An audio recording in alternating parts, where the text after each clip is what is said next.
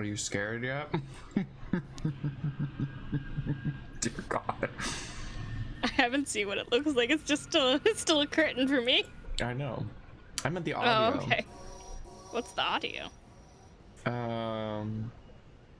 You'll find out. Anyways. Well, I'm listening to it a little bit. It just kind of sounds like... Is that... what is that audio? Guess what? No one's here. Where the fuck are we? Because Qestir is in here. Where do you think we are? In a place with a lot of crosses, so I'm assuming a graveyard. We're traveling down a dark path, and no one can stop us. I can see where it loops. Shh. Don't think about that.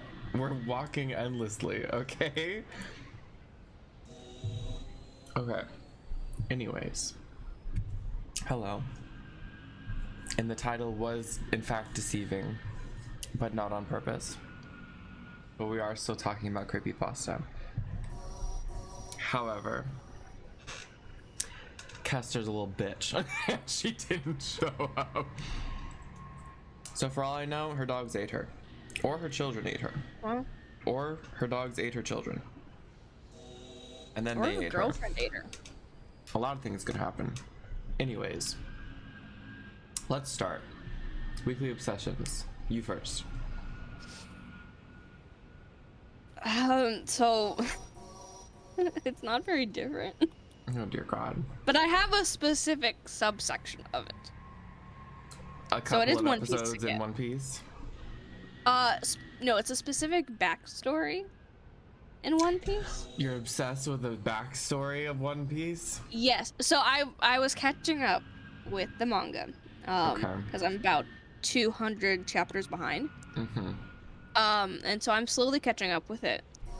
And I got to a certain part where it's explaining a backstory that puts a lot of things that happen throughout the entire series into light. Okay. Because it's this one guy who became a cyborg basically and became a government like tool. It was majorly modified to be like this ultimate weapon type thing.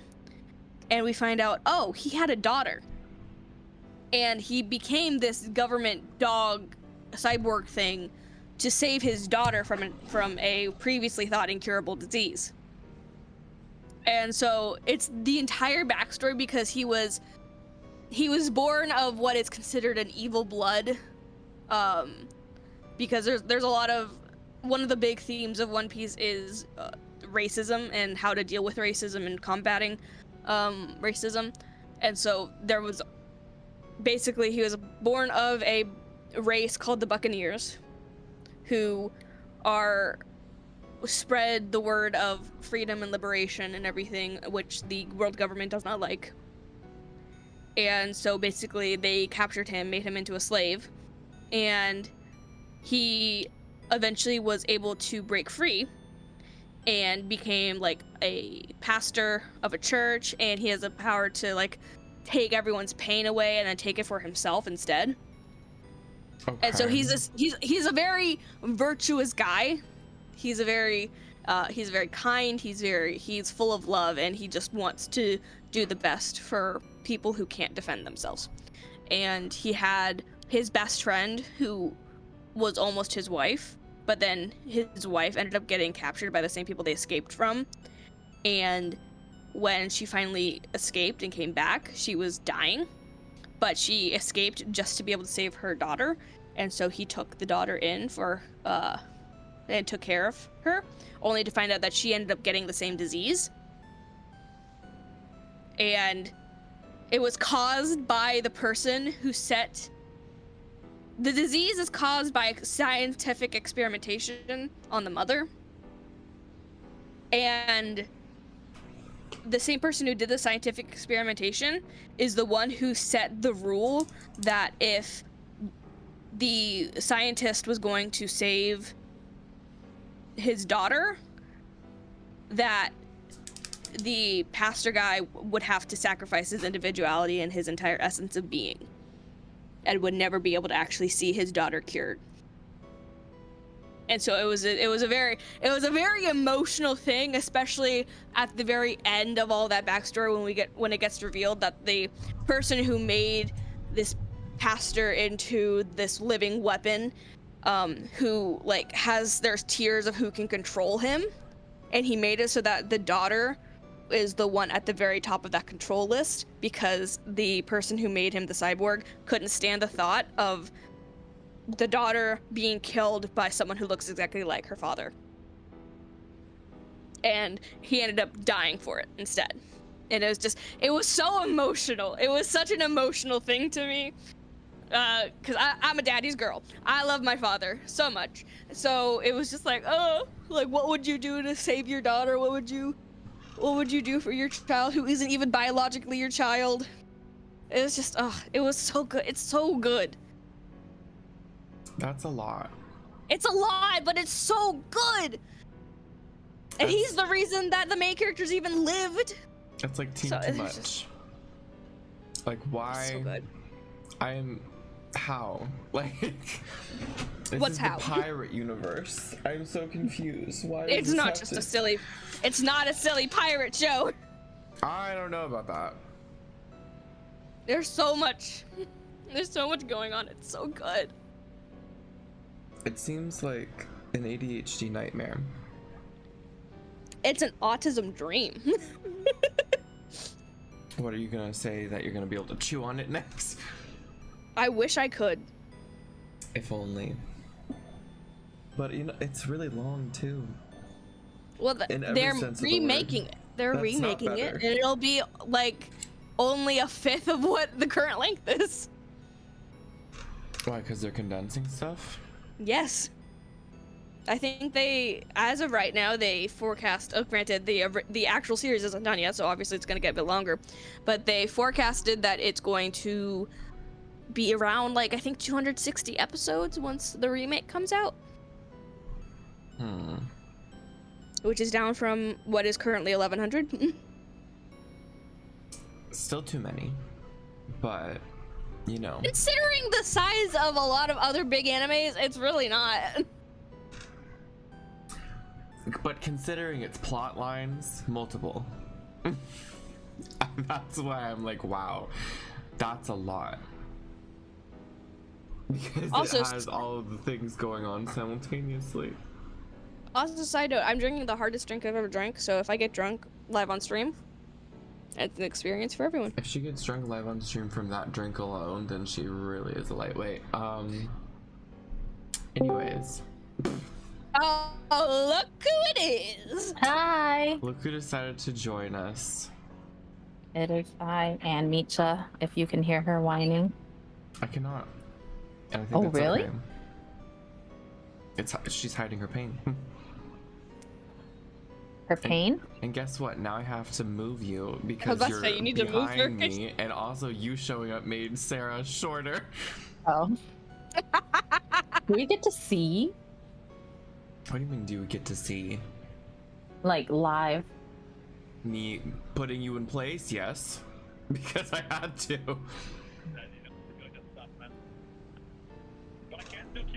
What is happening? Qestir? What?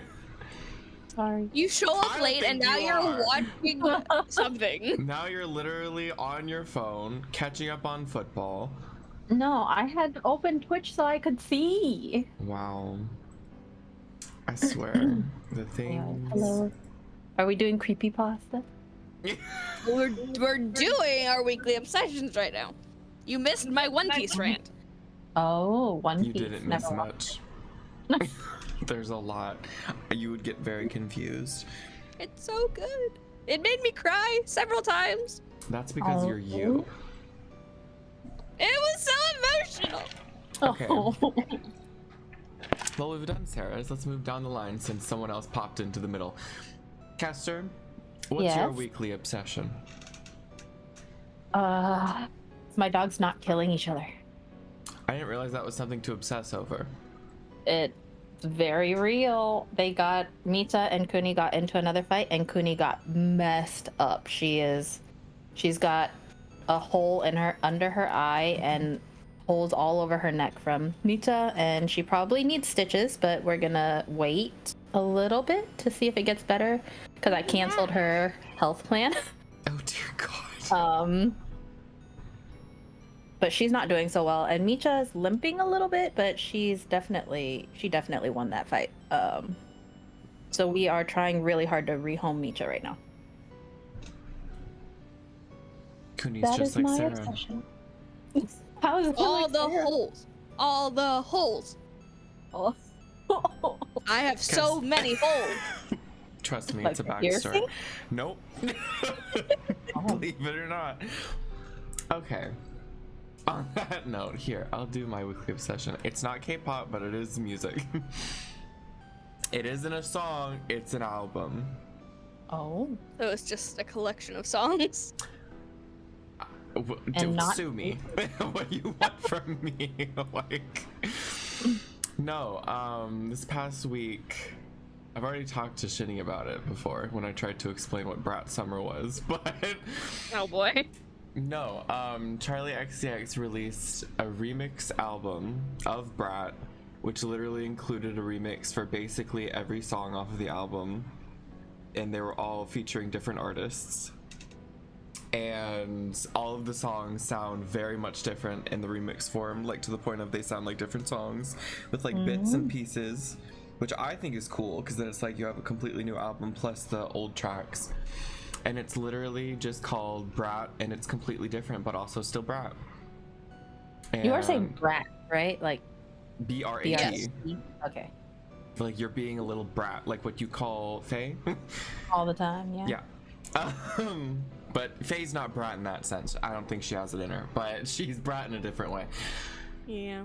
But yeah, so I've been listening to a bunch of those remixes. Although they did do one of my favorite songs off the album called Mean Girls really dirty because it sounds nothing like the original in a bad way. And I'm kind of upset with that because that one was like a jam. But yeah. Can't win them all. Yeah. So in what sense does that brat mean? Should I explain gay culture to you? I think yes, because I have no idea. I mean, like, to the best of my Give the ability, TLDR version. to the best of to what I can think of how to describe it, it's like an aesthetic core of like either it can mean a couple of things. One of the meanings is it could mean, oh, that's a putrid shade of green. Like that's so brat because it looks like that. But also I feel like it's kind of like a party girl mindset in a way. Party girl don't care mindset. Show up to the club looking like shit. But you know, still partying. I see. According to dictionary.com, Oh god. in modern pop culture, the word brat refers to someone who is confidently rebellious, unapologetically bold, and playfully defiant. Hey, sounds just like Quiz. Sure. Call me brat. I mean, back when the album first came out, I forced Sarah to listen to a bunch of the songs when I drove Which to song? see Shinny. Did you like any? Was one of those songs the one that repeated constantly? Yes, that was one of the God, I hated that song. No. It drove me crazy. Oh, it's called Everything is Romantic, and at a certain point she just says fall in love again and again, but she says again and again because she's Again British. and again and again, and it drove me absolutely crazy. She I says thought it was broken. I thought the car was broken. Literally started like having a meltdown in the seat next to me. Like, turn it off, please. I hated it. Everything was not romantic for Sarah in that moment, but No. I had a similar moment last night where I was trying to find like some ambient sounds to listen to fall asleep to, and the first one I put on had like this 1 3-second cricket track that just kept looping, and it was driving me crazy. And I was like, nope, can't do this. well, with audio, I feel like, I mean, video, you can hide it a bit with blending, and to be fair, you can do that with audio, but the minute you hear, like, the loops in audio where it just stops and then starts again, that's when it's like, my immersion's broken. I'm no longer a witch cackling in the woods. Like, I need the proper ASMR fall asleep track. because I looked at, you know, this horrible background. I looked at a bunch of ones online because I was trying to find one that had a campfire, because I thought that could be cool. But at the same time, I thought if it's the campfire I'm thinking of where it's in the middle, then if Qestir, you know, does show up, because at this point I thought she would show up, and then it's gonna look like she's on fire, and I don't know if that's the right option. I have a couple of other background choices. I know. Burn the witch? Well, wouldn't I be in the middle then? I guess, yeah. And at that point, But then Jeff would just shoot water, put it out. no, it would just be a Jeff would be mess. next to Qestir, and Qestir would be eaten by Jeff. She is small enough. Anyways, so let's talk about what we're here to talk about. Yes. Creepypasta. Haven't we had a creepypasta episode? No, we have had. First of all, it was cryptids, and it was literally last week. No, I thought before this we had a creepypasta We had episode. talked about it, but we never did a creepypasta. We did creepy Pokemon stuff. No, I swore I talked about that Powerpuff Girls creepypasta. That might have been On during stream. not the lost media, the childhood media, of which Qestir was also a part of. Maybe. Now who's that? That girl. Qestir's going to be calling Sarah a bad girl for the rest of the stream, so keep that in mind. I didn't mean that. Anyways, Qestir, do you know what a creepypasta is? Like, officially? I kind of do. Isn't it just a website where people post scary stories? I mean, that's where they are, but like a creepypasta itself. It's not. Is it the scary story itself? I don't mean, know. I've okay. never seen it. Well, Sarah, at what point seen it? At what point do you call, is the creepypasta the thing or the story, or is it both? Are you asking me? I think it is considered both. Because, like, to my knowledge, the only like official definition that I could think of is that it's like internet urban legend equivalent, specifically made to scare people. Yeah. So the like way it's like very yeah. specifically known this is not real, or at least it should be, because we can talk about that Slenderman thing with the girls. Yeah. But for normal people, it's very known that it is not real. It's just meant to be a creepy story that freaks you out. Yeah, it's a horror-related legend which has been shared around the internet. But the issue comes in because, granted, I was the same, and not in the sense of like I was sacrificing children in the woods, but in the sense of like I was reading these as child. Yeah. I was child. I was scared of Lavender Town for the longest time. I don't think I was scared of Lavender Town. That's just because I heard some Vocaloid songs on it. But I think there was Russian Sleep Experiment. That was the one that freaked me out. That one was freaky. 'Cause it got I just weird. remember, do you remember that really old Vocaloid album that you sent me? Which one? The one with Creative on it. Yes. There was a Lavender Town song Yeah. on there. And I remember listening to it, I'm like, oh, I shouldn't be listening to this. I remember thinking that. My gosh. So, well, okay. obviously I got over it, but Well, I would hope so. But do you know any specific creepypastas, Qestir? Because you basically know that they're just scary stories. So I haven't been to Creepypasta, the website, before, but I've watched like YouTubers read out creepypastas. Okay. Are you the kind of person that like puts scary Reddit stories on in the background when you're doing stuff? Yes, 100%. When I work, it's just so I don't even always catch the whole story, you know? I'm just like kind of paying attention. You're just like the mother unhinged her jaw. Anyways. Yeah. Back to Exactly. Well, okay. So, I mean, here's the thing. It's similar in the sense of like, there's probably a bunch of creepypasta that we don't know because it literally is just stories and stuff. But Yeah. There's a lot of well-known there's ones. a lot of famous ones, some of which have even, you know, garnered attention of games or maybe even horrible movies. So yeah. What are we going to dive into today? Well, okay.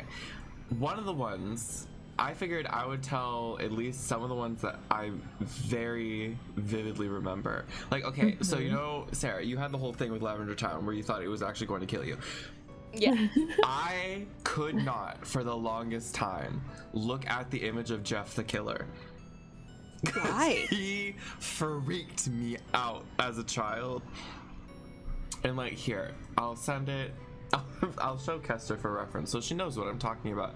But that image freaked me out, and I think the only reason I can think of is mainly the eyes, because the mouth itself now just looks ridiculous to me. I mean, the whole thing looks ridiculous, but I remember thinking that he was going to kill me. Ooh. Because, and now that I know that it's probably just some Photoshop version of a Japanese Really? woman, Yeah. and I can see the MS paint in the eyes. Like, Literally. You showed me Yeah. this before. when was I trying to curse you? No, you were trying to show me something that you're scared of. No. I remember what I said. I said the thing. The thing, you know? The thing. Oh, I know. Yeah, I know what you're Thing. talking about. Yeah. That was from Scary Stories to Tell in the Dark, which essentially was analog creepypasta because that was in a book. It was analog creepypasta because it was in a book and it was rented out to children for God knows what reason. Because I remember, like, everyone, there were like parents and stuff that were actively protesting against that book being in elementary school libraries. And some of the elementary schools caved and they took it out, but mine clearly did not because I rented it out, and that traumatized me. I'll never forget the big toe story. But I remember he freaked me out. His story did not, because if I recall correctly, the entirety of the Jeff the Killer story is literally just kid gets bullied, kid gets bleach poured on him, kid goes crazy, and then he kills everybody. And I think there was something to do with his mom. He might have killed his mom. I don't remember. But he's the one that I always picture as like the face of creepypasta. And then you see all of the different quote unquote killers and stuff. Because like there was Sally. I remember Sally specifically, and Jane. Like No-Eyed Jane or something. No, that was No-Eyed Jack. There's a lot of weird things. But then the other one that really got to me, but only one version of it, and it wasn't even the good version, was Smile Dog. Smile Dog Oh, fucked me I up a know little that bit. one. Oh my god, it's because it has a dog in it, isn't it? Yeah, probably. It has a dog, and you were like, why is the dog smiling? Little did you know you were cursing yourself when you looked at it. But that's the thing, there was like 2 images associated with that one that were supposed to be, because the story was that it was like a cursed photo, and I don't remember if it was specifically a Polaroid or it was a picture of a Polaroid on a computer, but I remember there was like 2 different versions, in the sense of one was like a horribly edited version where it basically looked like a balding old man, and they were calling it a dog, and that's the one that I freaked out at, even though it really isn't that good of a picture. But then there was the other one that kind of just looks like a normal husky. Yeah. But that one was the one that specifically kind of looked like a Polaroid, and it didn't freak me out as much. I think there was just a lot of like the way it was described, because it's very similar to like you need to read the story to be creeped out by it, because if you just see the photo, you know, other than Jeff the Killer for me clearly, but if you just see the photo, it's not as freaky. It's more just like, you know, those old YouTube videos that specifically were made to jump scare you, and they had the like same Exorcist photo or something as the jump scare photo. That's what the images felt like. It was one of those ones similar to Lavender Town almost, where it's like just kind of haunts whoever sees the picture. I see. Takes the form of a demonic husky and forces It's people into supposed to be the spreading thing. his image all over the Where- internet. Yeah. So I And was that's the worst right. he does? Well, no, I think you go crazy and die, but to be fair, that is the theme of like most creepypastas, where inevitably you die, someone else dies. It depends whether or not it's supposed to be like a you just got cursed or you're reading about something that happened.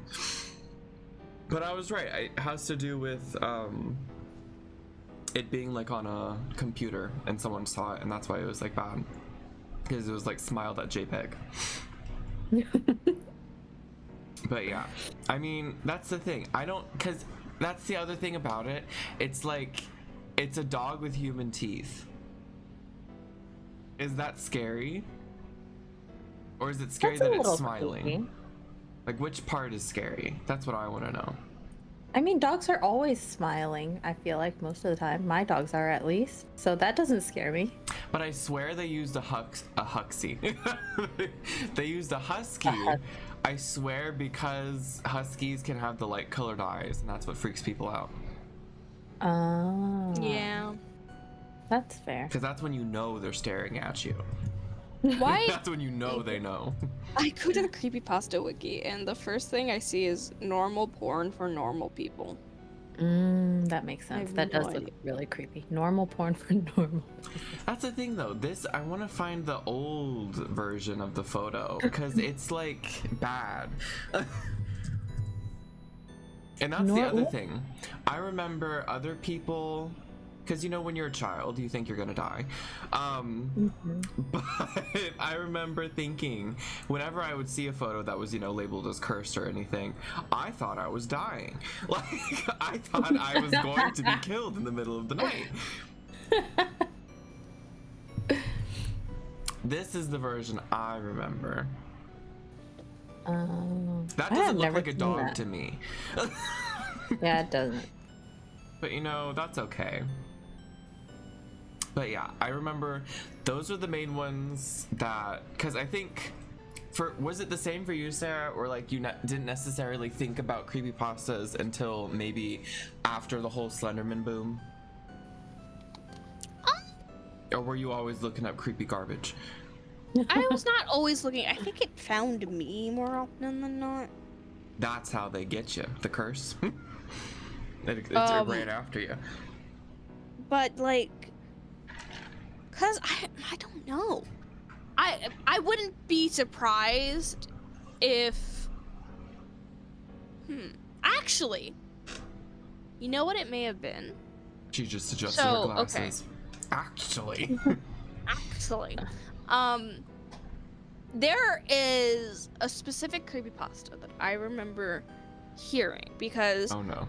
the Yogs cast had a podcast and they had a Halloween episode where they were just reading scary stories. That makes sense. And so I believe some creepypastas were on that list, and I think it piqued my interest. And so I went looking for things. That you shouldn't have. Probably not. Well, that's Me it. and my young- Because We're you're all so still young. alive.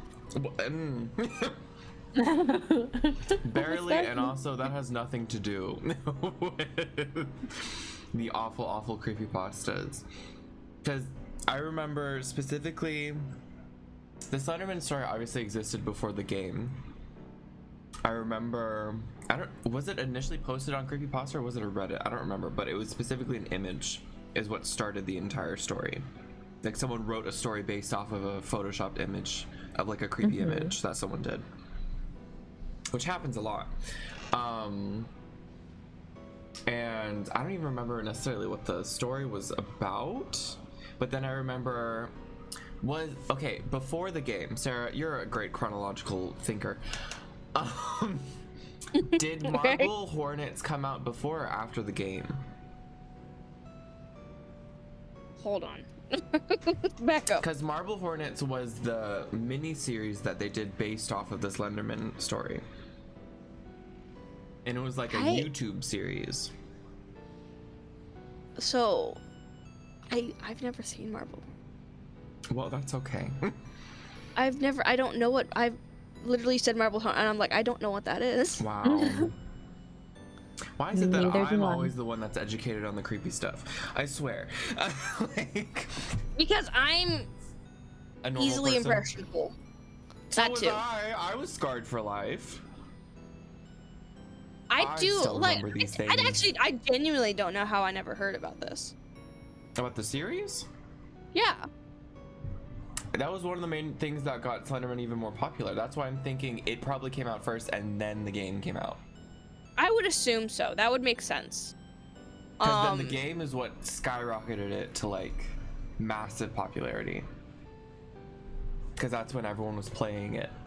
PewDiePie. PewDiePie. I wonder if he's dead. But then another thing.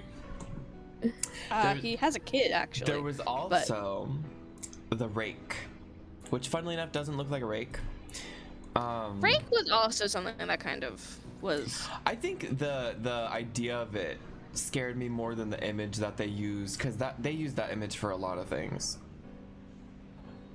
I'm trying to remember the image. Hold on. Here. I'm looking it up. It looks like hunched over trail cam footage. I need to put the rake. I can't just put rake. Yeah, because you're just gonna get a rake. The thing is, they only use this image specifically.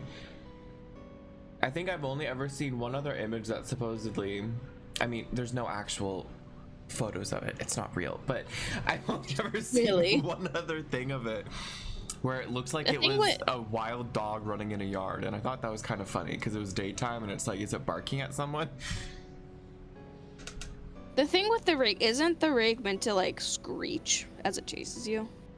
I don't remember it chasing you. I remember its whole premise was that it looks like a weird, pale, hairless man that's like emaciated. But the whole shtick was that you would wake up in the middle of the night and you would see it sitting at the end of your bed. And it would freak you out so much, and then it would like torment you and then kill you. Again, remember, Qestir, this is the theming. Everything's going to kill you. And I love it. I think it also had something to do with like it would give you bad dreams. Oh, I love that one of its aliases is Naked Man.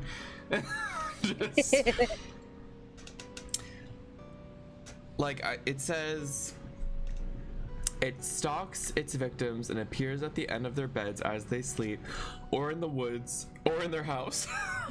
There's a lot of variety here.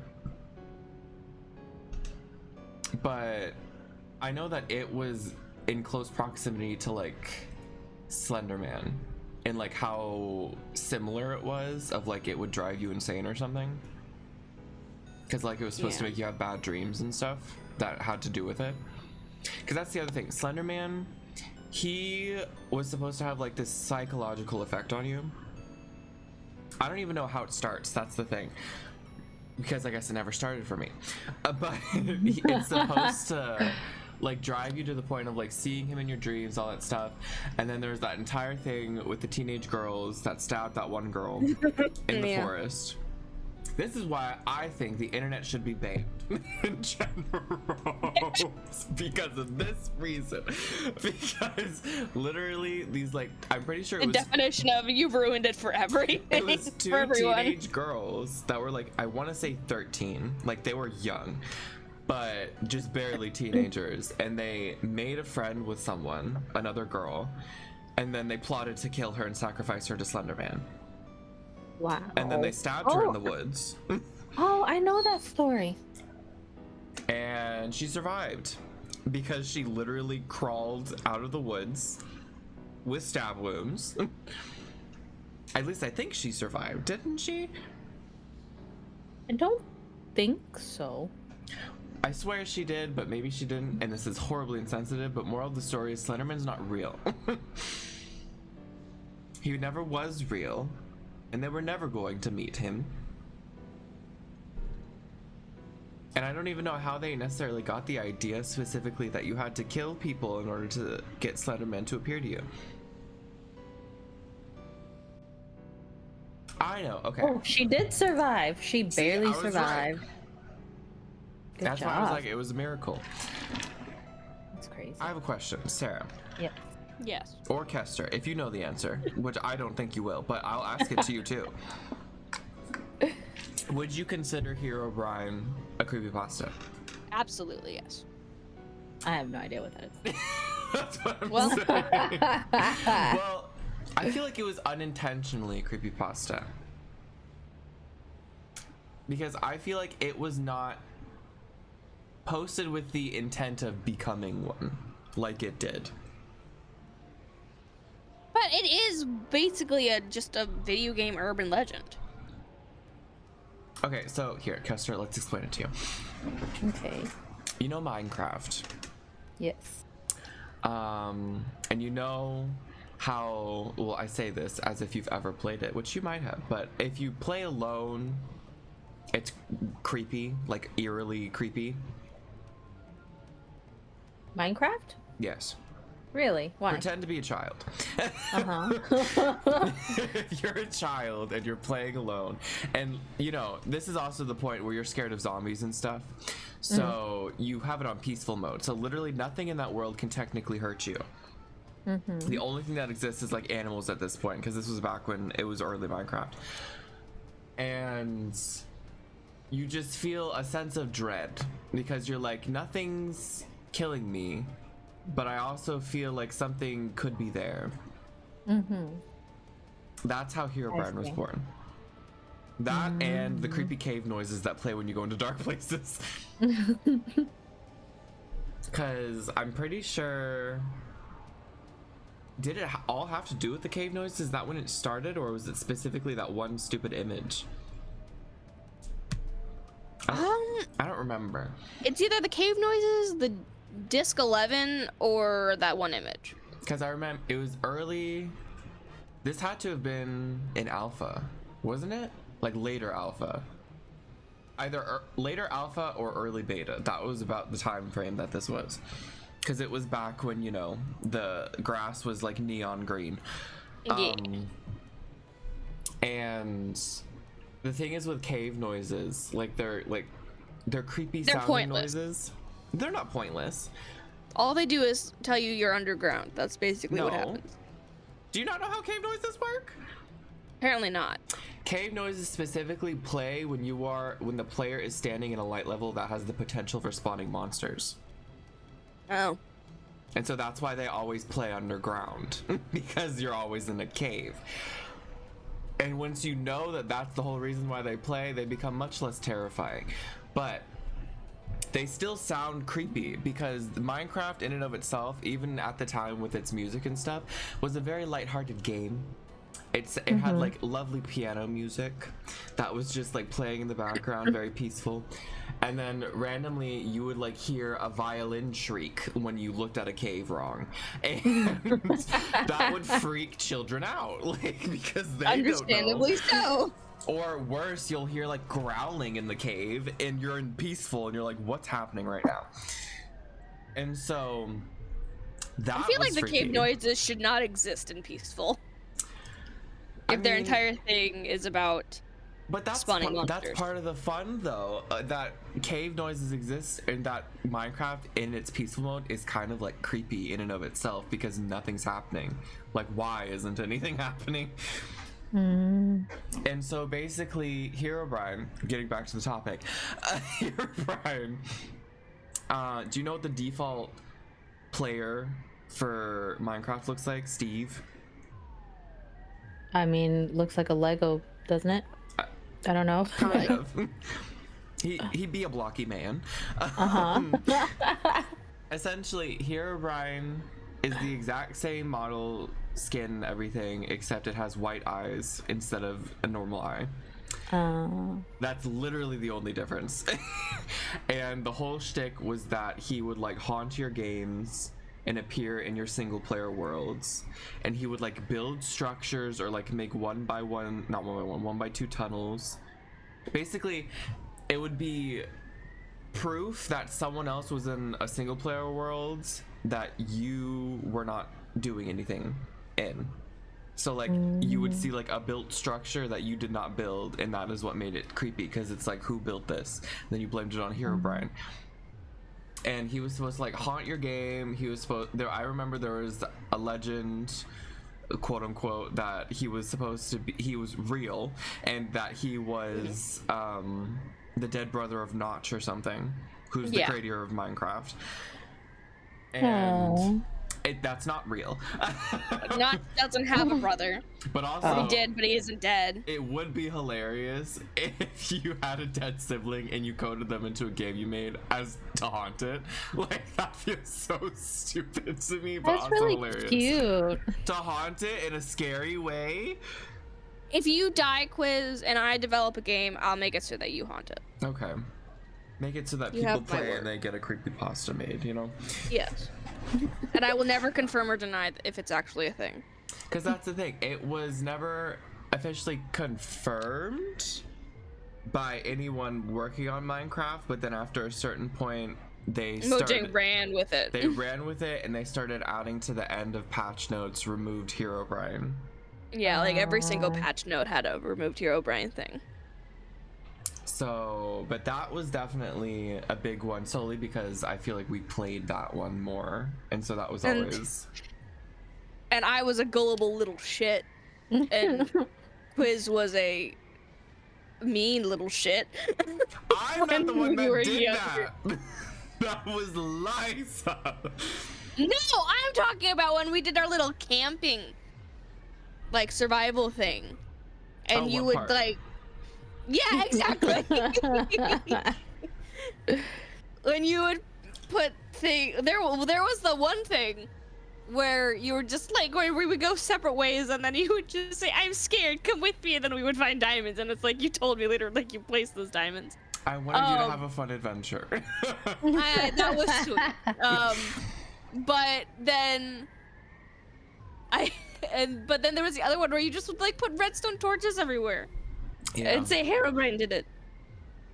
Basically, one of the things that Herobrine, I don't even remember if this was like an altar to summon him or if this is just what he built, but no, the netherrack was a altar for it. It wasn't just the netherrack. It was you made like a platform of golden blocks, and then you put the netherrack in the middle, and then you put redstone torches around it, and then you lit it on fire, and I think that was supposed to like summon Herobrine to your world. Yeah. It was really stupid. No, it's not Take real. A wild guess. If you had a mod. No, they have Herobrine mods now, which I find kind of funny. I think we should definitely play with a horror mod on Minecraft sometime soon. Maybe that's what we could do for the Halloween stream. But we should. A slew of Halloween mods. All of the dwellers, we'll just add every single one, so that we can't even move without being killed by something. See, Faye, you would be joining us. At that point, it's not scary. It's just a nuisance. It's a nuisance, but it's also really funny at times. But yeah, I remember I was terrified to go into caves in single player. I mean, at that point, I also didn't know multiplayer existed. I refused to play a single player because I was a little wimp. Aww. And I was like, there's Herobrine. There's something out to get me. I couldn't go into caves, and that's kind of like a pivotal part of playing the game. It is called Minecraft. So I literally just I would see a cave after I'd like built like a tiny wooden house, and then I would quit the world and start a new one because I didn't want to go into caves. That is so cute. It's very stupid, but it was funny in hindsight. And then there was the other video game ones, because there's a good couple of like famous video game creepypastas. Like there was the Sonic.exe, Ben Drowned, I still love. I think it's so interesting. There was another one, but I'm trying to remember what it was. To be fair, there's a lot of basically okay. For what game? Here's the thing. Creepypasta, I feel like, goes into one of two territories. It's either creative in the sense of like, well, no, three territories. Let me clarify. One's the cringe one. One is the cringe territory. That's the category of cringe. I would say, in my personal opinion, Jeff the Killer would fit in the cringe territory, if you will. But then on one of the other categories, there would be turning something that is normally wholesome into something awful. So like you would have like the Suicide Squidward, or like the reverse Mickey Mouse that was like haunting an abandoned studio lot and would like kill people and turn their insides to goo. Like and the third one is like actual unique ideas aren't awful, that are like specific to that. So I would say Slenderman went into a cringy territory, but initially I think he was a unique idea because of like the photos and like the story of the creepiness around him. Even the Russian sleep experiment, because that one was mainly just the story with the horrible image attached. Yeah, but there was still like some creativity in there too. There though. was. That's why I thought it was. I genuinely thought that was real in my little child Same. brain, and I was like, no, why is no one speaking about this in the media? And it's like, girl, it's not. We real. have to stop this. These people are in trouble. It's like watching the Blair Witch Project and thinking it actually happened. But I want to see Sonic EXE. That falls in both the ruining something and the cringe territory for me. That's fair. Because But you can't deny that it did start an era. it .exe. it made an era of please stop, because then everything had an exe. Like, basically, it's literally Sonic with, instead of white sclera, it's black sclera, and he has red eyes and they're bleeding. And I think he has like sharp teeth. And he would go around And killing he's like all God. this red. Like, Yeah. he basically is God in the story, where he like does everything and can do anything. Because I'm pretty sure the story revolved around someone like playing the game, like a cracked version of the game or something, and maybe that's how it happened. And they were seeing like this Sonic character kill all of the rest of the characters in the game, and you'd see like their corpses on the start screen, and you couldn't move because they were dead. And then he started talking to the person playing, and he was like, I'm gonna kill you next. But yeah, it was part of the video era of the jump scares and stuff, Yeah. because that's Or, another like- thing. Yeah. Just cheap jump scares, pretty much. A lot of the early ones that are based off of like kid stuff would be more centered towards scaring kids in whatever way possible, and that includes jump scares. Would you consider, like, the quote-unquote found footage type video series on YouTube to be creepypastas? Like what? What is an example? How about like the Walton Files or something like that? Wasn't that, well, okay, that came after a different thing though. That came after, and that's when everyone started going into analog horror, which to me, it can be like creepypasta, because obviously that's like just a general definition of like creepy stories on the internet, but I feel like that one's less that's more like that's based off of an aesthetic, if that makes sense. Like it's made to be a kind of aesthetic. Because I know for a fact I know a couple of analog horror stories, because that became a big thing. I want to say that probably was kickstarted by like the Backrooms, like Kane Pixels, but I don't know if that's the official one, because there were probably ones that were before it. But I know a couple of them that in my mind I'm thinking, I don't necessarily believe analog horror could be a normal creepypasta, because it's not a story that you could just type out. Because that's kind of like the whole shtick of analog horror, like that you see things but you don't see the whole thing, and that's why it's more creepy, and you have to like interpret things. Like think Freddy Fazbear. Basically, Five Nights at Freddy's took the world by storm, and that became a big thing where everyone was trying to dissect the lore. It's just a theory, a game theory, and everyone was talking about it. Did you guys watch the movie? Yeah, We did. Sarah like got it? scared. I am very jumpy. Oh, Sarah's did you little guys puss like it? puss. I am. That's not nice.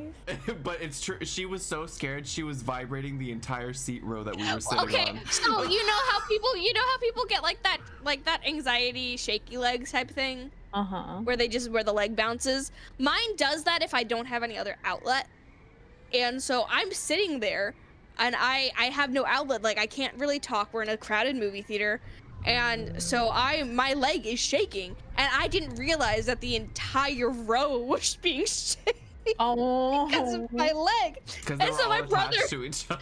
My brother reaches over at one point and like puts his hand on my leg to like get me to stop, but I don't know what's going on until after the fact when they're saying like, yeah, everything was shaking. Aww. Like, oh, that was me. Oopsies. The only scary part in that movie was the jump scare they made with the cupcake. It wasn't the cupcake itself that was scary. It was the noise. Stupid thing that got me every fucking time was the little balloon boy statue for some reason. I don't understand why. I don't either. I genuinely don't know why, but it got me every time. See, it was comedic for me. I thought it was a very funny movie. Sarah thought it was horrifying. But the reason it got me so much was because I genuinely didn't know where they were going to go, because they started breaking the rules for how it was supposed to go. Yeah, but I I guess- guess known. Yeah, but See, like that's why I didn't know it was gonna happen. That's what I'm saying, Qestir. We know the lore, sadly. I'm probably not as caught up as Sarah is, but I know vague things about it to where I could tell you like some fun facts. Mm-hmm. Like, did you know there's multiple purple guys? There's so Who's many purple fucking guys? purple guys. I Oh, don't- God. You know, Qestir, maybe we'll Different have you on a Five Nights episode. at Freddy's episode. We'll have you play the Tell game. me more. Because guess what? The game, it's technically 2D. And you only look around, so there's no 3D movement, although it is a bitch to play. Why? Because it's 2D and you only look around to specifically like press buttons and stuff, when you look around, it's kind of like you're panning a camera from left to right, like in those old point and click games. Oh, I hate those. Well, you're gonna hate something else. Hide says, the hell is a purple guy? Exactly. They do have 3D later on, Hide, and you know what? I would like to not do Sister Location, because I already tried playing that with my sister, and that was horrible. What about FNAF 4? Isn't that the one where they're at the giant plex? No, What are you talking about? Where's 4? that's the one where they're in the house. That was the one before Sister Location. Oh, That's that when was they're the in house. worst version. Are you kidding me? Why? I That hate one's those designs. That is literally creepypasta. Yeah, genuinely. The 4th game in the Five Nights at Freddy's series, because again, the lore isn't officially described. I mean, it is, but it isn't. Follows like a kid, because the other games you were like a security guard or something, but now you're a kid in a bedroom, and all of the animatronics or the things that could get you are like nightmare versions of themselves. Yeah. So And they're, like, in think your of like house the and scariest everything. thing you could think of as a kid, like that. Where it like You just wanna has know- too many teeth. Like, You want to know what was bad? I think this was back when the first like 2 or 3 original FNAF game theories came out. I remember me and my brother watching them, and for some reason it freaked me the fuck out. what, And I literally, the story. yeah, and I literally couldn't sleep that night. Did you think you were gonna Aw. get scooped? I genuinely don't know. This was before scooping. This is before the scoop. So Oh, you thought you were gonna get bit. The bite I was guess there. I don't fucking know. I think it was like the idea of being stuffed into an animatronic really fucked with me. I genuinely don't know why I was so scared, but it messed with me and I couldn't sleep. Qestir, would you be inside an animatronic for fun? 100%. Would See? you kill children inside of an animatronic for fun? Oh. Would Why you then I stuff kill- the corpses of those children into other animatronics? No. So you have friends? I have friends? Yeah, because Oh, you. so I have friends. Yeah. I don't then need they're friends. always gonna be there with you. I don't need friends. I'm a loner. At this We're point, I don't nothing need for her. friends. Yeah.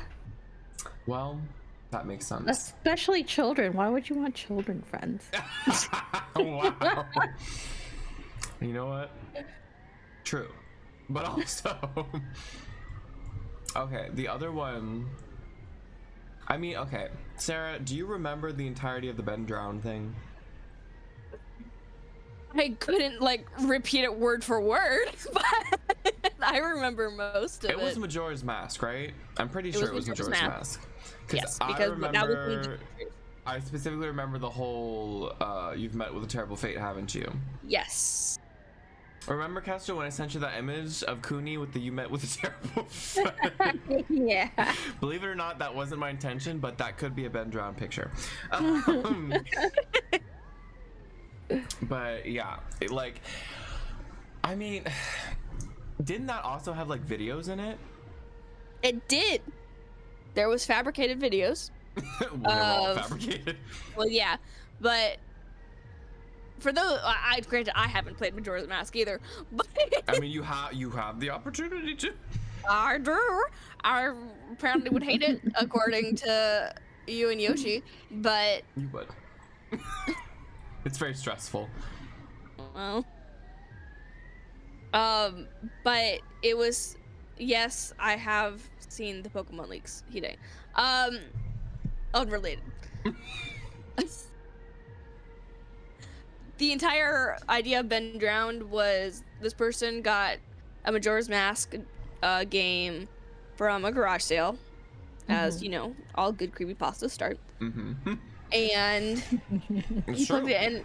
I can't remember like exactly what was going on because I think it was mostly normal, but like the happy mask salesman was creepy. I mean, he's always like more than usual, like more than usual, and the entire "You've Met with a Terrible Fate" became a moniker of the entire thing, and there was eventually the statue because in Majora's Mask, the entire was thing. The thing. Yeah, aren't the statues what you can become, or no, those are the masks, but there's statues too, right? In Majora's Mask. There are statues. I know it's in the game by itself. Like, there's a reason it's in the game, but I don't remember what makes it appear normally.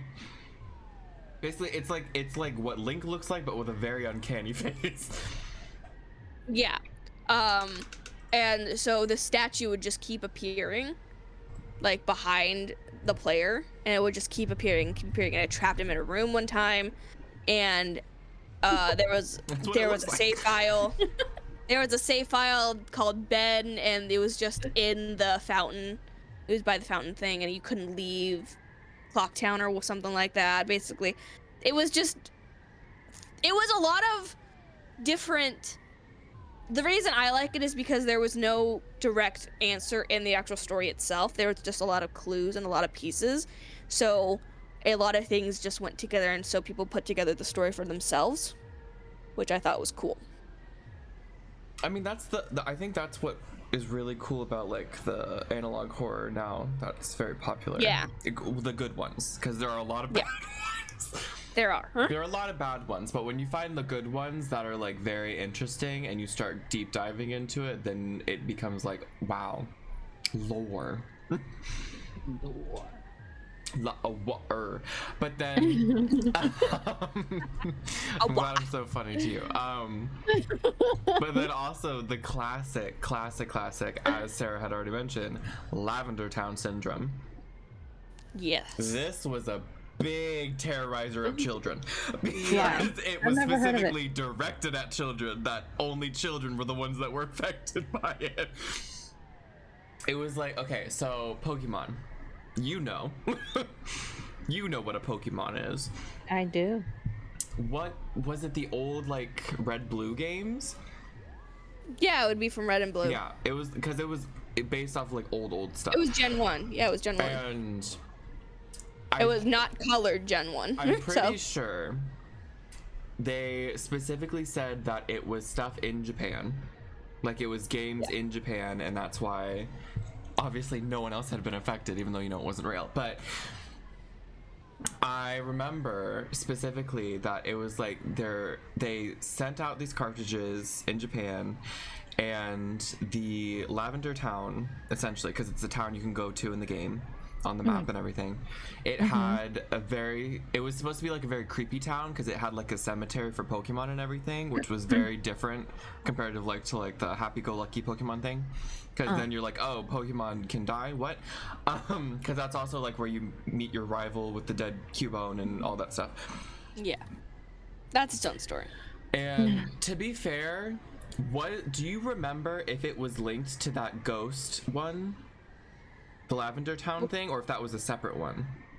What ghost one? What are you referring to? Okay, I vividly remember it had to do with the whole dead Cubone thing, and it was specific to like be that there was this purple ghost that didn't look like an actual Pokemon. It looked like an actual just purple ghost that would, That's like, just in the game. no, but like that it corrupted your game, and then it like started making all the sprites look wrong. So I don't know, it could be linked, but the whole shtick with Lavender Town Syndrome, because it was called a syndrome, is that it plays really creepy music when you go into Lavender Town, comparative to the rest of the game, which is like pretty happy music. And the syndrome was that it was like kids that were 12 and under, I think, got affected by the music playing in this town. Oh my gosh, creepypasta scream. And they would go crazy. They would like they would get like really bad headaches. I don't remember if they were like fainting or like getting dizzy, but then eventually they would all start killing themselves. Yeah. And so it was like and I remember the whole thing was like you would look up on YouTube original Lavender Town music to be like, what did it actually sound like? Am I gonna die now? Because, you know, of course you're curious about it but also terrified, and so you would want to look it up to like hear if it sounds any different. And of course it didn't. It sounded the exact same. But then I remember one of the big videos associated with it was, because again, it's obviously fake, but it showed that, like, you know how you can go into a spectrogram of like any kind of piece of audio where it shows like the pitches and everything, but in visual form? I'll just say, yeah, you know. Basically. Yeah, I'm sorry. I'm reading the Pokemon Black thing, so I looked up the thing you see all of the pitches and everything, and someone took the Lavender Town song and they were like, this is the original one from the original Japanese game before it was re-released. And because they basically said that they edited it so that because these kids things were happening, and they looked at the spectrogram and it showed that ghost, the ghost that's in the game, which obviously it wasn't there, but it showed that ghost in it, and they're like, it's cursed. But that was like that was the whole freaky part about it. So yeah, if you ever heard the original Lavender Town song, you're gonna die. Someone send me the song. Yeah, I just quickly skimmed through the entire the one that you're thinking of about the ghost one. Was it different or was it linked? No, it is different. I thought it was different, but it was from the story Pokemon Black is what it was called. Where the ghost basically from Lavender Town is its own starter, and it chooses you, and you basically go around killing all the Pokemon and trainers that you fight until it eventually kills the player. Honestly, sounds like a dream. Yeah. Some of those trainers do be annoying. Like, I would kill little Joey. Why is he costuming? What about the Science is Amazing guy? You can't even fight him usually. Science isn't amazing. Dead. Rude.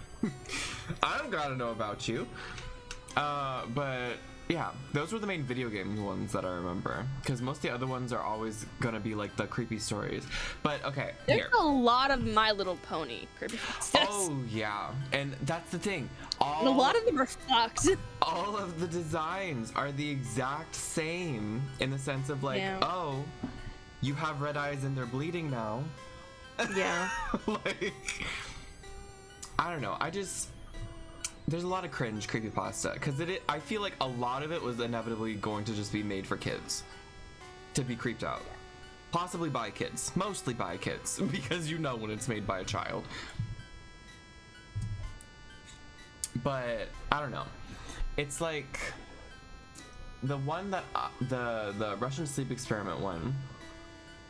When I read that one, so like for an explanation, Qestir, because you know, gotta tell you. Yes, you do. It's basically supposed to be like a log of something that had happened. I don't remember. Was it like during the Cold War or something? No, I think it was during World War II. Basically, I think this is why it also made me and Sarah think that it was real, because it was like under real pretenses, other than just like a story separate from everything else. It was supposed to be like during World War II. The Russians. It was during the Cold War. That's what I thought too, but I looked it up and it's World War II. Okay. Okay. And the Russians, essentially, any enemies of state, they took and they were conducting experiments on, and they specifically had this one experiment that they were trying where they had this like gas that prevented people from sleeping, because they wanted to see what would happen if people stayed up for like longer than a week or something with no sleep. And so they locked all of these like prisoners in this chamber. I want to say they tied them to the bed or something, but eventually they didn't. Or maybe they chewed their way out. I don't remember.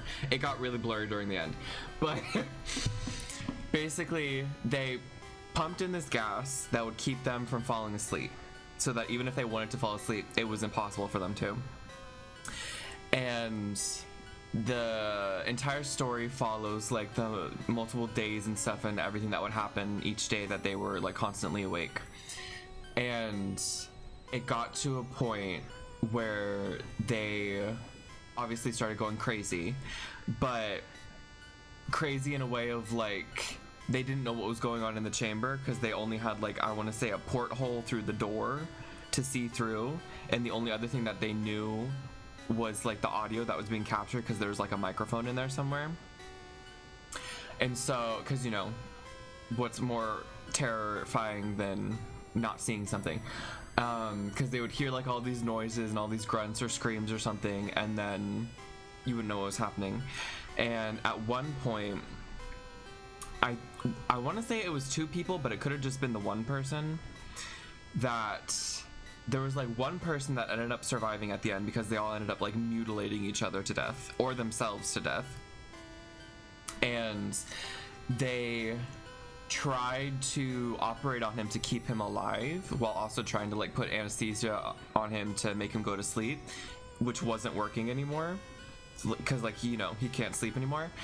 And he was saying something along the lines of like, because the doctors are like, what was going on, what's happening to you, what happened in the room? And he said something along the lines of, I'm what's inside all of you, but that you keep buried deep down. And it was basically alluding to the fact that everyone's a monster on the inside, and that the only thing that's keeping them in check is sleep to some extent.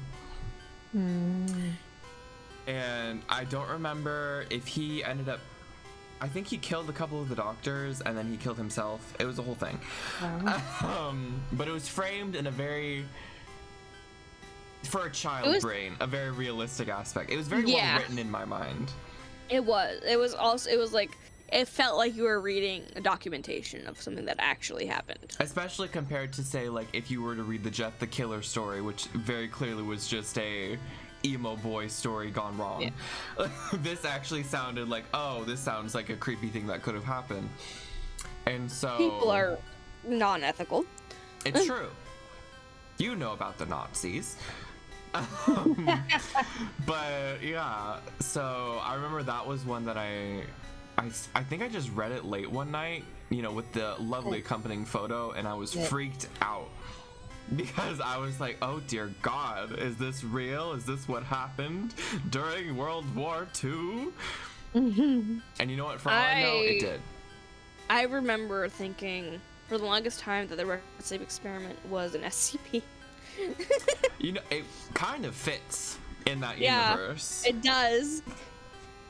Which is why it took me a while before I was like, wait, no, it's not an SCP. It's a creepypasta. I was like, that's two different things. There was one, I'm trying to remember what it was called. But I can see the SCP Foundation doing that as well. So there was one called like something Candle Cove. Do you remember that one?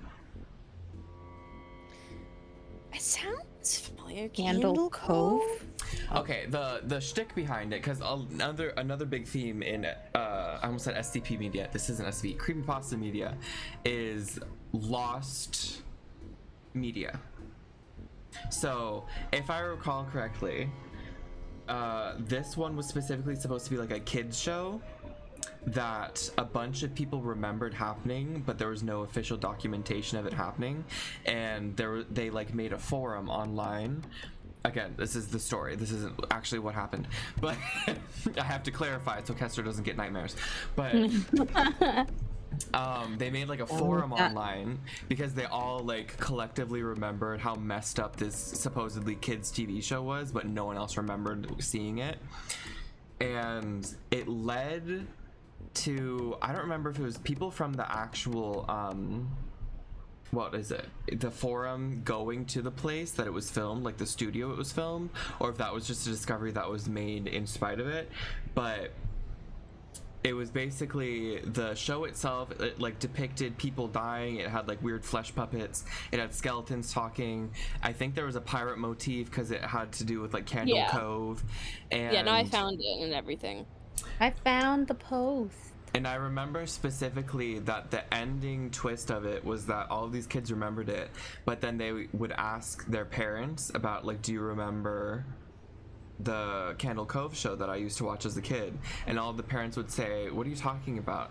And then they would like mention a bit of the details, and they're like, no, you would always just like stare at the TV when Static was playing. Dang. Nice.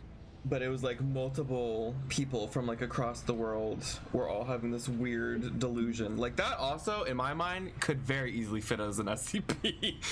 Yeah. No, Mita. But I feel like that also very much fits into it was a unique idea that actually played out more interestingly than just like a scare tactic story. Oh yeah, I love when the internet is kind of used as its own form of storytelling. Like, I love ARGs. ARGs are so fascinating. I'm not smart enough for it, but I love the idea of it. Is that alternate reality? Yeah, alternate reality games. So there have been a few on Tumblr that I've kept up with, but like even stuff where they make fake forum posts and everything, and they're telling a story. I think it's fascinating. I love that type of storytelling. I think it's so fun. But then the issue is, what if you do become even more gullible, and then you're suddenly like, oh no. Do you know about the subreddit that is entirely AI? No, but it sounds funny. I cannot remember what it's called. Hold on, let me find it. There is a subreddit that is, every post is made and posted and written by AI, and every single comment is by AI. There is absolutely no human interference. I mean, that's practically fake Qestir streams. Why? It's all done by AI. That's why it takes so long to generate. They gotta generate the gameplay too, of Qestir dying so many times to that tiger. Oh my gosh. I know, okay, there is a classic creepypasta. I'm not gonna say it's good, because it's not, but it's classic in the sense of it's so bad it's good. Not in the Scary Movie way, that was just so bad. Okay, so I'll read it to you because it's not long. And it's called, Sarah, you might know this, Who Was Phone? Oh, that sounds familiar. It was published March 19th of 2008, a true relic of the time. And it's actually tagged as crappy pasta. So I'm gonna read it exactly the way that it is typed. So if you're wondering why it sounds bad, I'm just gonna tell you. Okay, so basically, it's like this. You are at friend's house for like the night or whatever, and then you guys are making out on the couch. Yeah! And then like, her dad calls on the phone and says, no, she likes it more if you use the other hand. Yeah. And you're all like, oh dude, your dad is trying to give me advice on how to diddle you. And then she's like, I don't have a dad, or whatever. But what? Who was phone? Also, so you're with your honey and you're making out when the phone rings. You answer and the voice is, "What are you doing with my daughter?" You tell your girl and she say, "My dad is dead." Then who was phone? So yeah, I just wanted to read that for you because I feel like that's a good classic. That's kind of cute though. I It's mean, not scary. It's not meant to be scary. It's meant to Oh. be stupid. But it's on creepypasta. It should be creepy.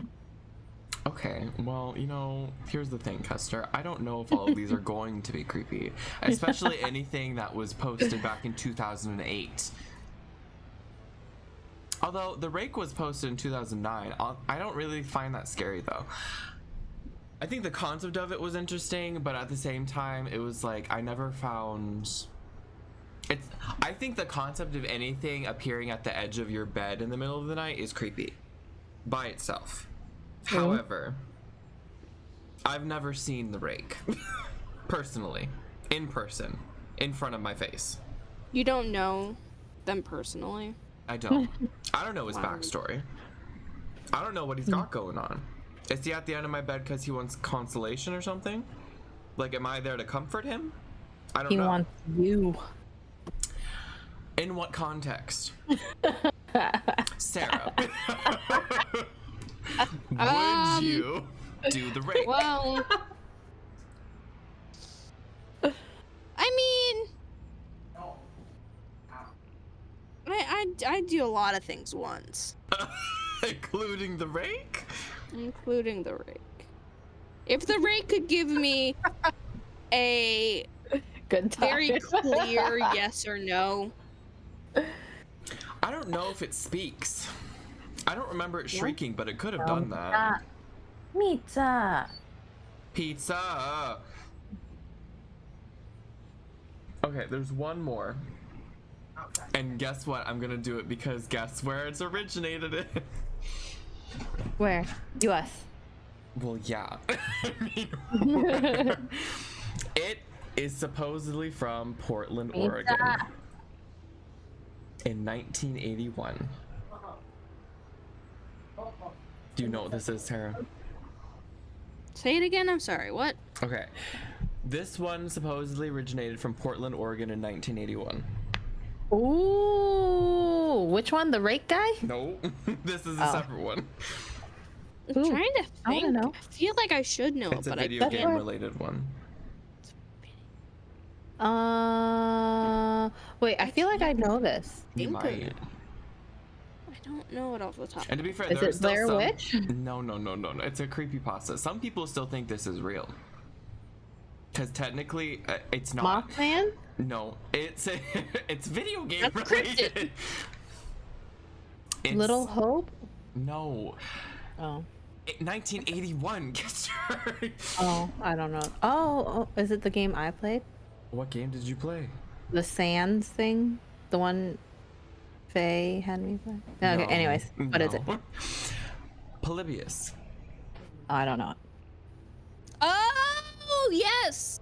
See, okay, so basically, in 1981, in Portland, Oregon, a weird arcade game showed up. Because, this was back when arcade games were a thing. Uh-huh. And it was called Polybius. And it was really, really popular to the point of, like, kids were addicted to it. And the people noticed, specifically the owners of the arcades, because they had basically seen, okay, backtrack to the kids being addicted to it. The gameplay was odd. Like, it didn't really make sense. It was like, do you know how Asteroids works? Yes. It's nothing like that. Like, Wow. it's Very nice. basically completely, you don't understand it. Like, I don't even, from what I've seen, the faux gameplay, I don't even know how you would play that game, but I think that's kind of the point. And there were some kids that were, like, really addicted to it. And a bunch of the arcade owners had noticed that there were, like, these weird men in suits that were going up to the machine, because you know how like some people would go and collect like the coins and stuff. They were going up to the machine and they were like getting some weird data or something from it, and then they were leaving.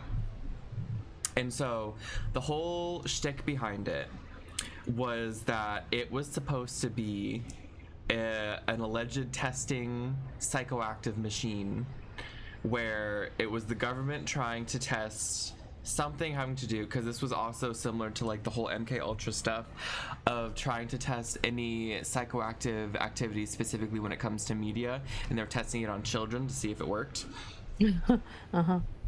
And that the players themselves who had like become addicted to this game had really bad side effects that they had noticed, like amnesia, insomnia, nightmares, and possibly suicide, because you know it's a creepypasta. And so some people like stopped only like playing that game specifically, like they vehemently stopped after the side effects, but then other people like completely hated video games after that. And so the whole shtick, and then afterwards, the whole reason that this even became a thing is because someone had posted about it on a arcade archive website looking for this specifically, because it's like that arcade archive website was meant to specifically show all of the different arcade cabinet games that had existed, both the cabinets and like the actual games themselves, and in some cases like they had ROMs and stuff. And so someone had posted on it asking if anyone knew about this game, because they had remembered it when they were a kid, and no one else remembered it. And the whole thing was that after a couple of times where the men in black suits had collected the data, the people that actually owned the arcade had realized that the machine itself had gone missing and like never appeared again. And so that's why it's supposed to be like, oh, it was all conspiracy experiment.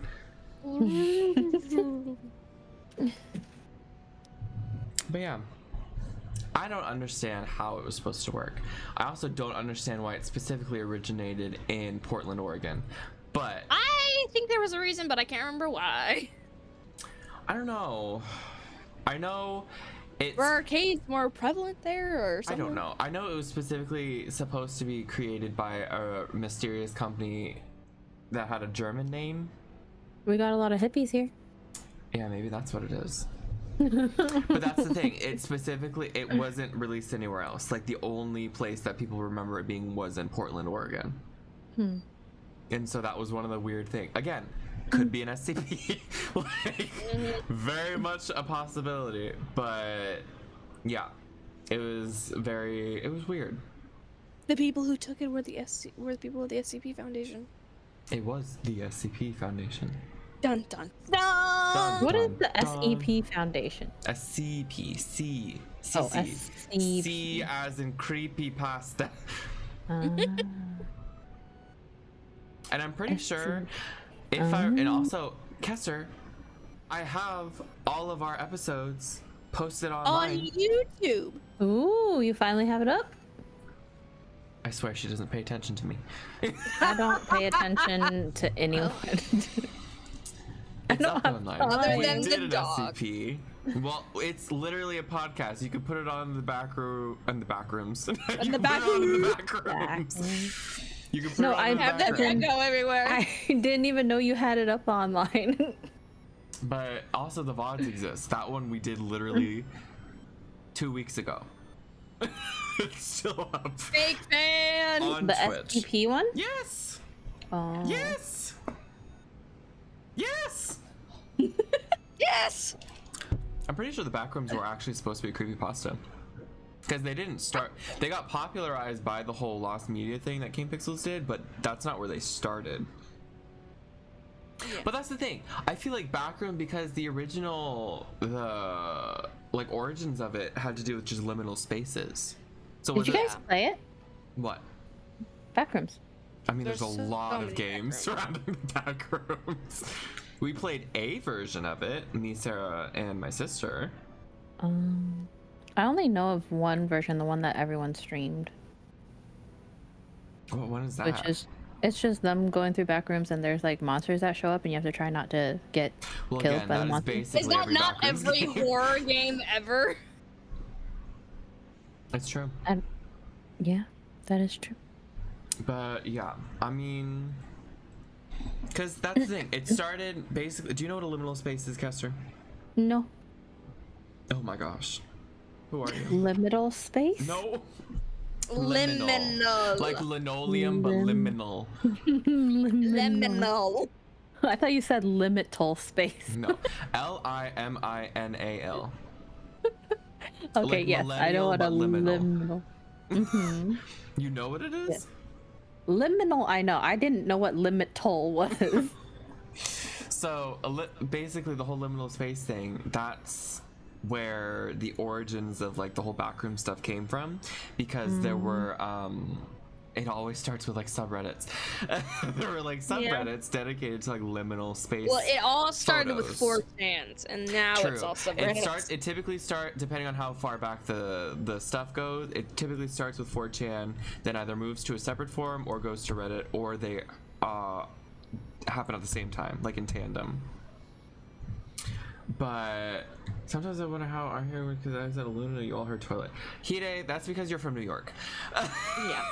That's the real reason. But It's true. you say water weird.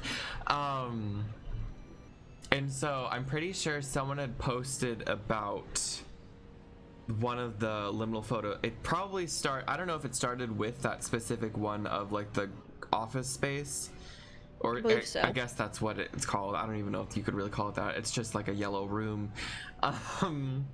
But it had like a description attached to it, kind of similar I guess to the Slenderman one, where it was like, you've been walking in here for days or something, the smell of damp carpet and the sound of flickering fluorescent lights are getting to you. And it was basically just, it started with that creepy thing, and then a bunch of people started adding lore to it of like, this is the back rooms where you no clip out of reality.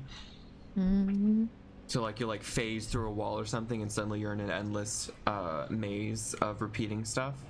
And people started adding, because there is, I think, again, another whole Reddit forum dedicated to this, of like there's separate levels to like how deep you are, quote unquote. And that's typically what I remember the games going off of.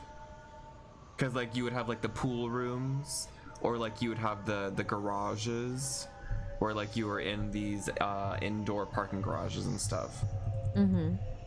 But yeah, so it's a whole thing. But anyways, that's creepypasta. I'm glad you were here for us to explain what creepypasta was to you. Do you know where creepypasta comes from? Like No. the name. No. It's a play I don't even on, think I know. It's a play on copy paste, Oh, yeah. because they're meant to be scary short stories that you share around the internet, so people just copy paste them in different forums. Oh, that's cute. Why do you know so much? How do you know so much? Because I was raised He was by a the child. Yeah, I was about to say, he was a That's child who fair. had unlimited access to the internet. That's fair. internet. I was raised by the internet, and I've watched a lot of creepy videos explaining the origins of things, because I also have something wrong with my brain. Haven't gotten tested yet. Why does that make you someone who has something wrong? Not wrong, something off, something different. Like me. I You don't want to two be are like family. You are family. Too bad. Sarah's too short. I don't want to be like that. Not when I grow up. You'll never grow up. It's Oh, true. goodness. Every year Sarah shrinks. That's true. After a certain amount of time, we have to start rolling her around. Hey, that's my dream. Be rolled What? around. Yeah. I often say I want to be 500 pounds so I can be a ball and people can roll me around. I'm working on it. You know, we really should just have a Qestir out of context stream. But yeah. Anyways, Well, it's before creepypasta. What? before you end, I want to know what's your favorite creepypasta. I mean, okay. When you say favorite, do you mean for a nostalgia reason or like what I think is a good creepypasta? The best story. Ben Drowned is my favorite. I do think Ben Drowned is a good one. I think it's one of, if not the best out of the video game categories. Because Lavender Town Syndrome in that cringe category for me. But But why are they all video game related? they're Are not there all any video that game are- related. That's the thing. Like Jeff the Killer specifically, he was never video game related. There's like eyeless. That's the thing. When it's not video game related, it's like I said, either related to something that's been corrupted, like Mickey Mouse, or it is cringy in the sense of it just seems like an edgy teen wrote this. Like Jeff the Killer, or Jane the Killer, or Eyeless Jack, which is basically just another murderer. Like, there weren't as many creatures as you'd want. Like, I feel like Slenderman was definitely an outlier. And that might have been why he also stood out so much. Is Siren a creepypasta? I don't know. Where did that originate? Isn't that the siren no head idea. thingy? Yeah. I guess technically it doesn't really have a story behind it. It's just a creepy image that was created by an artist. And people just decided to form their own stories around I mean, it. that was Slenderman.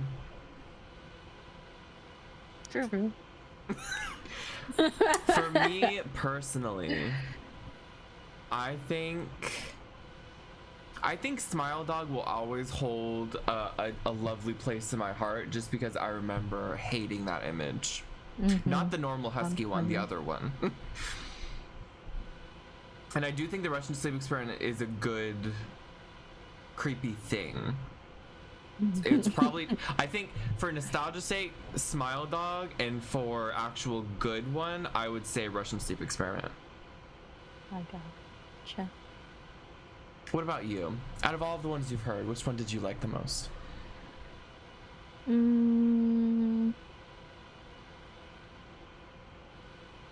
I don't remember. Oh my gosh! Qestir, you were here the whole time. You mean out of the ones you've told me so Yes. far? Oh, I thought you meant like just out of all the ones I've ever heard of.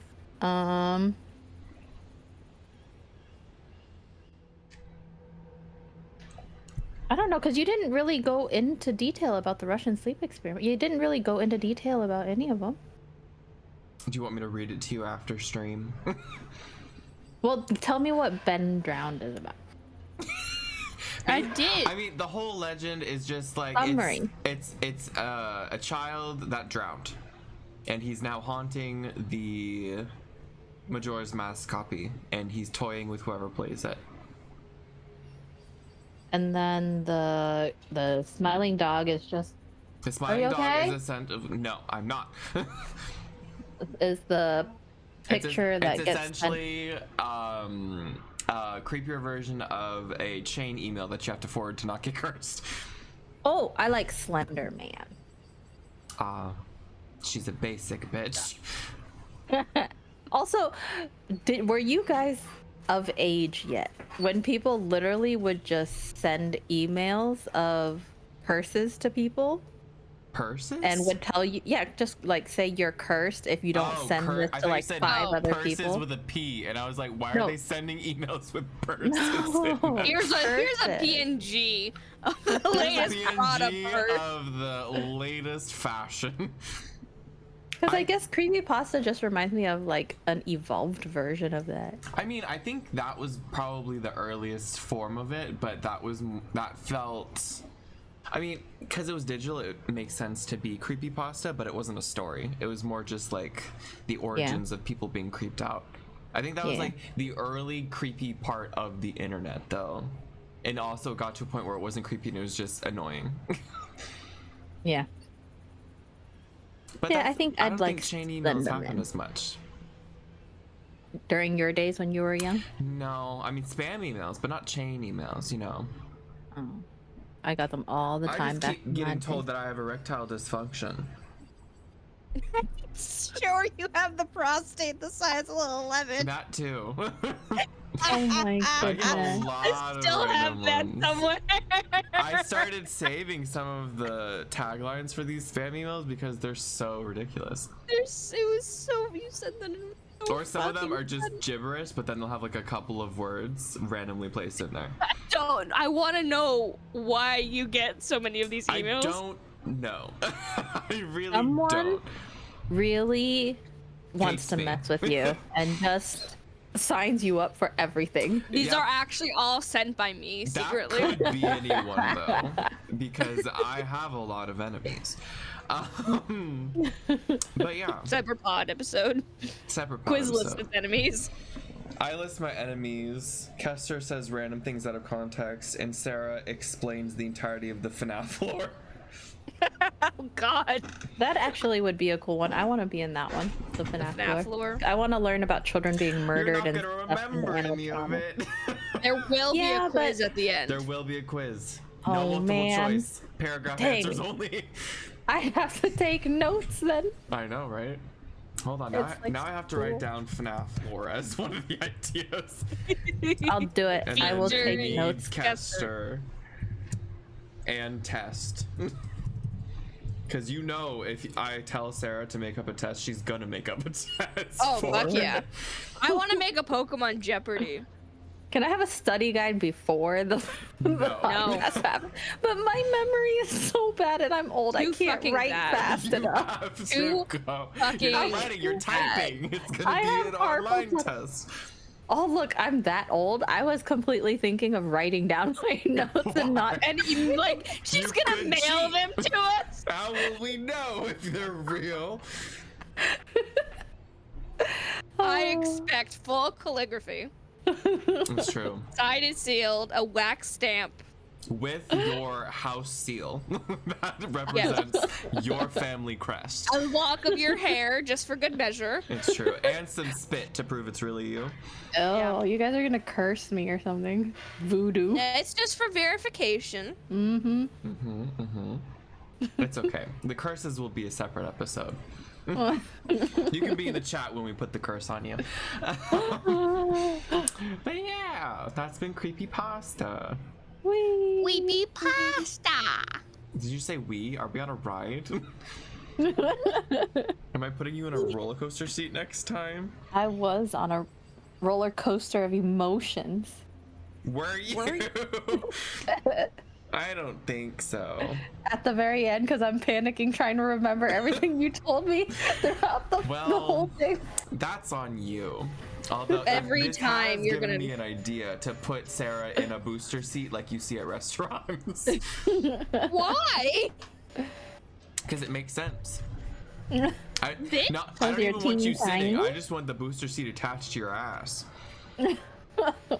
You have to lift me higher then. No.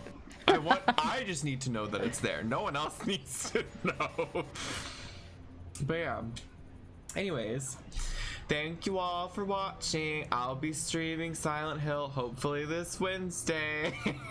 And he won't lose power and internet. No. Well, now I might be because you cursed me. But Well, you're welcome. I'm going to try and get really far so that I can finish it. And then I already know what our next episode's going to be. It's going to be fun. Any hints? You already know one of the potential ones. Oh, You for the know- audience, not you for know me. two potential ones. For the audience, I would say, have you ever thought about what's the worst thing that could happen to you? Goodbye. What?